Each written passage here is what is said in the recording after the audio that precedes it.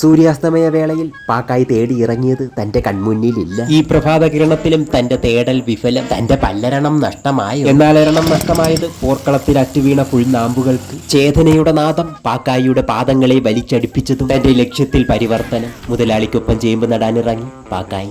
തറ കിളയ്ക്കുന്ന ശബ്ദമോ? മഴ വരാൻ പോകുന്നു. തവളയുടെ പ്രവചനം തെറ്റിയില്ല. ഉഴുതിടം നിരത്തി വെള്ളം പായുന്നു. ചേമ്പിനിവിടം സുരക്ഷിതമോ? സുരക്ഷ കർത്തവ്യത്തിലൂടെ നിറവേറ്റി മുതലാളിക്കൊപ്പം അതിർവരമ്പിനായി കല്ലടുക്കി പാക്കായി. തന്റെ ആത്മാർത്ഥതയെ ചോദ്യം ചെയ്തു വരുന്ന സംഹാര വാരിയെ വഴിതിരിച്ചയച്ച് പാക്കായിയുടെ നിർമ്മിതി. സംരക്ഷണ വരമ്പിന്റെ ആവരണത്തിൽ വട്ടത്തിലൊരുങ്ങിയ തടത്തിന് അകല നിർണയം പാക്കായിയിലൂടെ. തന്റെ പാദങ്ങൾ പറഞ്ഞ കണക്കിൽ തടം ഒത്തുകൂടിയപ്പോൾ ചേമ്പ് എവിടെ? അങ്ങെരുത്തിലിൽ കരുതലിന്റെ വലയവൃത്തം. കറുപ്പായിയുടെ സിരകളിൽ വരിഞ്ഞത് ചേമ്പിൻ വിത്തിനായി. തന്റെ ദൗത്യാന്ത്യത്തിനായി പാത തെളിച്ചതും അകമ്പടിയായി വിത്തെത്തി. നേരമായി മണ്ണ് തന്നെ സ്വീകരിക്കാൻ തയ്യാറായി. വിത്ത് മണ്ണിലേക്ക് ചവിട്ടിത്താഴ്ത്തി മണ്ണിട്ട് പാക്കായി. ഒടുവിൽ കുഴികൾ ഉദരപാത്രമായി നിരന്നതും പാക്കായിയുടെ തേടലിന് വിരാമം. വിത്തെടുക്കാൻ വരുന്ന പെരിച്ചാഴിക്കുട്ടി പാക്കായിയുടെ പല്ലിന് ഈര.